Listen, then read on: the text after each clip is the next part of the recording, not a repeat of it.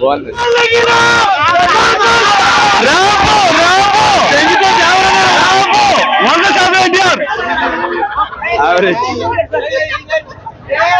Super అన్న, super super.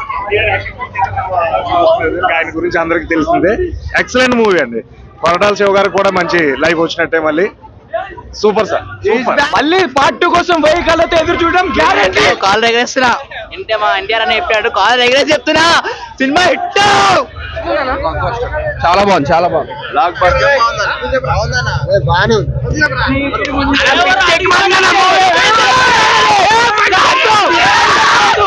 Very nice.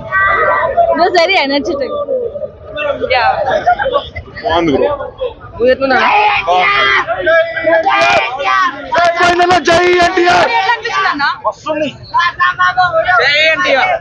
చింపేశారు మామూలుగా లేదు సినిమా. పార్ట్ 2 క్లూ వదిలేస్తారు, ఉంటది, బాగానే ఉంటుంది. చాలా బాగుంది. అక్క చెప్పండి, మీకు స్టోరీ ఎట్లా అనిపించింది? నాకు ఫస్ట్ టైం బాగుంది అంతే. అంటే స్టార్టింగ్ లో నార్మల్ గా అనిపించింది, సినిమాకి వెళ్ళే కొద్దీ ఇంట్రెస్ట్ గా అనిపించింది. స్టోరీ ఎలా అనిపించింది? జబర్దస్త్ మూవీ. సి అంతా రెడ్, రెడ్ సి మీనింగ్ మూవీతోనే తెలిసింది. ఎగిరేసేలానే ఉంది మూవీ. సినిమాలో హైలైట్ ఏంటి? సినిమాలో హైలైట్ ఏంటంటే ఎన్టీఆర్ సినిమాలో 6 సంవత్సరాల తర్వాత సోలో హీరోగా మళ్ళీ సినిమా వచ్చింది. ఉన్నా సరే చూస్తాం మేము ఆయన అట్లా స్క్రీన్ అట్లా చూసేస్తాం. ఇంకా ఎన్టీఆర్ కోసం మనం చెప్పాల్సింది ఏమీ లేదు. ఇండియాలోనే కాదు, ప్రపంచంలోనే #1 యాక్టర్. Okay, thank you. నేను ఇప్పుడే దేవరాజ్ చూసి వస్తున్నా 4 o'clock షో. ఈ టైంలో ఇంత ఎర్లీ మార్నింగ్ 4 o'clock షో చూసి వస్తున్నందుకు నాకు చాలా హ్యాపీగా ఉంది. మంచి సాటిస్ఫాక్షన్తో బయటకు వస్తున్నాను నేనైతే. ఎందుకు అంటే మూవీ అనేది మంచి ఫీస్ట్ ఇచ్చింది నాకైతే మాత్రం. కొరటాల శివ గారు ఆయన ఇంటర్వ్యూస్లో ప్రామిస్ చేసినట్టే దేవరా ఉండే ప్రపంచంలోకి, ఆయన సృష్టించుకున్న ప్రపంచంలోకి మనల్ని తీసుకెళ్ళగలిగారు, కనెక్ట్ చేయగలిగారు మనల్ని, ఆడియన్స్ని. So definitely very much happy with the movie. Break చేసి చెప్పాలి అంటే కనుక మూవీ స్టార్ట్ మాత్రం నాకు స్లో పేస్ అనిపించింది బాగా. ఫస్ట్ హాఫ్ మాత్రం నాకు లాగ్ అనిపించింది. ఒక 30-40 minutes ఏంది మళ్ళీ ఏమవుతుంది, మళ్ళా కొరటాల శివ గారు దారి తప్పారా, మనకి మళ్ళా పాదఘట్టం ఏమైనా చూపిస్తున్నారా అనిపించింది. కానీ ఆ 30-40 minutes ఎక్కడైతే మనకు అయిపోతుందో, వన్స్ క్యారెక్టర్స్ ఇంట్రడక్షన్ అయిపోతాయో, స్టోరీలోకి వెళ్ళాక పేస్ పికప్ అయింది. ఒక రకంగా అదే మంచిదైంది. ఎందుకంటే స్టార్టింగ్ నుంచి హై పేస్లో ఉంటే ఎక్కడో చోట సడన్గా పడిపోయేది. బట్ అదే ప్లస్ అయింది. స్లోగా బార్స్ రేజ్ చేసుకుంటూ వెళ్ళి సెకండ్ హాఫ్లో కూడా అదే పేస్ కంటిన్యూ చేశారు. ఎక్కడ నాకు మళ్ళీ సెకండ్ హాఫ్లో టైం తెలియలేదు ఇన్ఫ్యాక్ట్. బట్ ఆ స్టార్టింగ్ మాత్రం 30-40 minutes as a movie lover నాకు ఆ టైం తెలియదు. సో ఓవరాల్గా మూవీ మాత్రం చాలా బాగుండింది.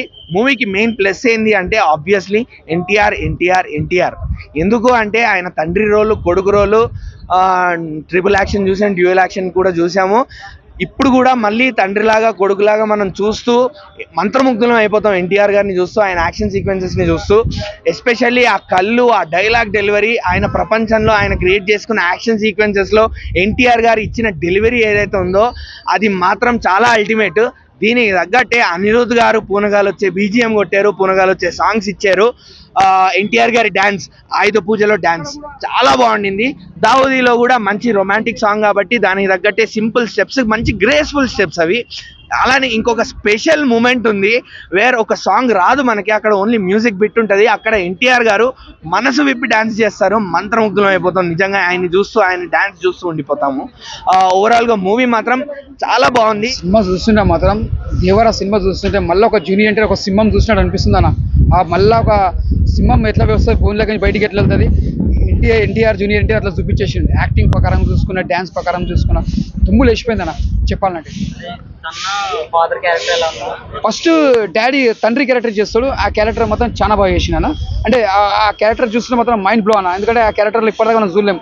అంటే ఆ డ్రెస్సింగ్ కానీ, ఆ లుంగి కట్టడం కానీ, అండ్ ఇప్పటిదాకా మనం చూడలేం అట్లా ఎన్టీఆర్ని. ఒక కొత్త జూనియర్ ఎన్టీఆర్ని చూసినాం మనం. ఇలా ఫైట్స్ మాత్రం చాలా బాగున్నాయి. అంటే మనకి ఫైట్స్ ఒకటి పడవలకించి ఫైట్స్ అవి దోసుకుపోవడము, ఆ ఫైట్స్ లోపల పోయి ఫైట్ చేయడం కానీ, సైఫ్ అలీ ఖాన్ దుంకడము, అందులో ఫైట్స్ కొట్లాడడము, దొంగతనం చేయడం, అది ఒక కొత్త రకం చూపించింది, ఒక డిఫరెంట్గా చూపించింది. సాంగ్ వచ్చి ఫస్ట్ సాంగ్ మీద మాత్రం దుమ్ములు వేపించిన. అరే ఏం చేసిన డ్యాన్స్ మాత్రం మళ్ళీ నాకు మెగాస్టార్ కనిపించిన డ్యాన్స్ చేస్తుండే స్టెప్స్ మాత్రం ఇచ్చి పడేసిన. ఫస్ట్ తండ్రి క్యారెక్టర్లో ఉంటుంది పాట ఉంటానా ఊరు దేవుని దగ్గర, ఆ పాట మీద మాత్రం డ్యాన్స్ మాత్రం దుమ్ము లేపేసిన. అనిరుద్ధ్ మ్యూజిక్ మనం అనుకోదు, ఇలా ఒక దేవిశ్రీ ప్రసాద్ కొట్టినట్టు మ్యూజిక్ అంటే అలా అనిపిస్తుంది మనకి మ్యూజిక్. అంటే ఆయన బాగానే కొట్టిన మ్యూజిక్, అంటే మనకు ఆ మ్యూజిక్ చూస్తుంటే మనకు ఒక దేవిశ్రీ ప్రసాద్ మ్యూజిక్ లెక్క అనిపిస్తుంది. సినిమా అయితే చాలా బాగుందన్న. సినిమా అయితే ఓవరాల్గా ఎన్టీఆర్ ప్రెజెన్స్ ఉంటుంది కదా, ఎన్టీఆర్ ప్రెజెన్స్ వేరే లెవెల్లో ఉంది. స్క్రీన్ ప్రెజెన్స్ కానీ, ఎలివేషన్స్ కానీ, నెక్స్ట్ షార్క్ సీన్లు కానీ, ఆయుధ పూజ సాంగ్ ఒకటిను, ఆయుధ పూజ టైంలో ఫైట్స్ జరుగుతాయి. అసలు చాలా బాగా తీశాడు ఫైట్ సీన్స్ కానీ. మేజర్గా ఫైట్లే ఎక్కువ ఉన్నాయి సినిమాలో. హీరోయిన్ ఏంటంటే చిన్న ఎన్టీఆర్ గర్ల్ ఫ్రెండ్ లాగా ఉంటుంది. అది కూడా ఒక సాంగ్ కొంచెం సేపు ఉంది అంతే. స్క్రీన్ ప్రెజెన్స్ ఎక్కువ ఏం లేదు. జస్ట్ ఏంటంటే అలాగే ఉంది. పెద్దగా అయితే హీరోయిన్ అయితే ఏం లేదు. మొత్తం దేవరాదే ఉంది. ఫస్ట్ హాఫ్ అంతా దేవరాదే. సెకండ్ ఏంటంటే వాళ్ళ అబ్బాయి ఎంటర్ అవుతాడు, దేవరాలాగా చేస్తాడు అనమాట. ఫస్ట్ సైఫ్ అలీ ఖాన్ ని ఫస్ట్ హాఫ్ అంతా ఉంది. వన్స్ దేవరా వెళ్ళిపోయిన తర్వాత సైఫ్ అలీ ఖాన్ జస్ట్ ఒక గైడ్ లాగా ఉండి చూసుకుంటాడు అంతే. లాస్ట్కి వచ్చేప్పటికి ఏంటంటే అదొక ట్విస్ట్ లాగా పెట్టాడు అనమాట, వాళ్ళ అబ్బాయి చంపడం. సినిమా అయితే చాలా బాగుంది. ఎలా అంటే ఫ్యాన్స్కి అయితే కన్నుల పండగ అసలు వేయలేదు. నెక్స్ట్ వీకెండ్ మీరే చూస్తారు. దేవరా ఓ కన్నడ దేవరా. సో సినిమా అలా ఉందండి. సినిమా సూపర్గా ఉంది, నో ప్రాబ్లం అండి. Most of the people spread negativity. I don't know why they are spreading like that. ఇందులో డ్యూయల్ క్యారెక్టర్ ఉంది. ఒక ఫస్ట్ హాఫ్లో ఏదైతే దేవరా అనేటువంటి క్యారెక్టర్ ఉందో, ఇందులో మెయిన్ ప్లస్ పాయింట్ ఏంది అని అంటే వాయిస్ మాడ్యులేషన్. ఇన్ కేస్ ఒకవేళ ఆ వాయిస్తో కన్నా మాట్లాడకపోతే ఫస్ట్ హాఫ్ కాదు కానీ సినిమా మొత్తం పోయేది. అండ్ ఇంకో విషయం, మన జాన్వీ కపూర్ని తక్కువ వాడారని అంటున్నారు. అఫ్కోర్స్ అవసరం లేదు. అదే ఎందుకు పుట్టిందో పాట పెట్టి నాకు అర్థమే కాదు, ఏం లేదు. ఎందుకు పుట్టిందో ఎందుకు పెట్టారో అర్థం కాదు. అది లేకపోయినా కూడా సినిమా ఇంకా ట్రిమ్ అయ్యేది, ఇంకా బాగుండేది సినిమా.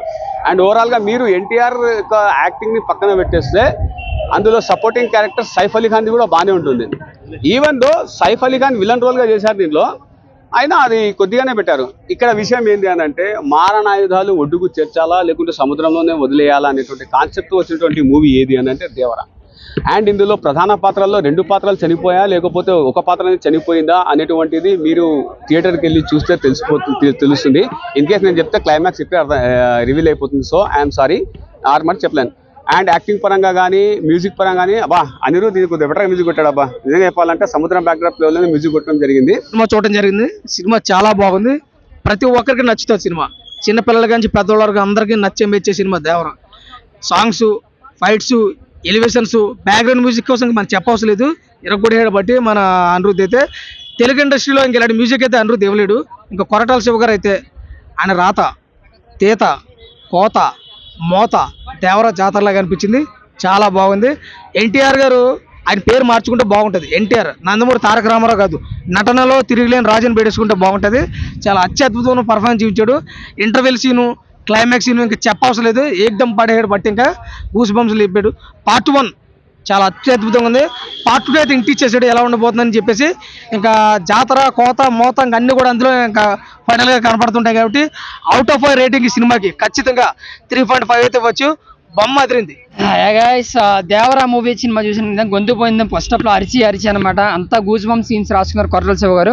అంటే ఆయన ఏదో కొంచెం సినిమాతో అటు ఇటు అయ్యడం అని చెప్పేసి ఆయన ఇచ్చిన ట్రోల్స్ కానీ, లేదంటే ఆయన మీద రాసిన రాంగ్ రాతలు కానీ ఈ సినిమాతో నిజంగా కొట్టిపోరని చెప్పుకోవచ్చు.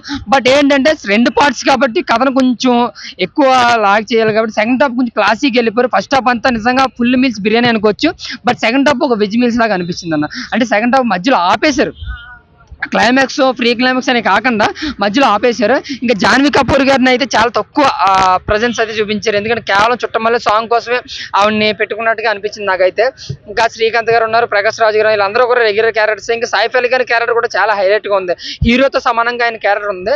అలాగే ఆయుధ పూజ అన్న సాంగ్లో ఎన్టీఆర్ డ్యాన్స్ ఉంటుందన్న. నిజంగా చెప్తున్నాను, నాన్నక ప్రేమతో టెంపర్ సినిమాలో ఎంతైతే డ్యాన్స్ ఎక్కువ ఉంటుందో ఈ సినిమాలో ఆ పాటలో మాత్రం ఇరగేసి ఒక చిన్న పిల్లడిలో చాలా బాగా చేసే డ్యాన్స్ అయితే మాత్రం అక్కడ ఆయన డాన్స్లో మళ్ళీ నేను నెంబర్ 1 అని మళ్ళీ ప్రూవ్ చేసుకున్నాను ఎన్టీఆర్ గారు. ఆయన యాక్టింగ్ కానీ లాంగ్ హెయిర్ లుక్ కానీ చాలా బాగా అనిపించింది.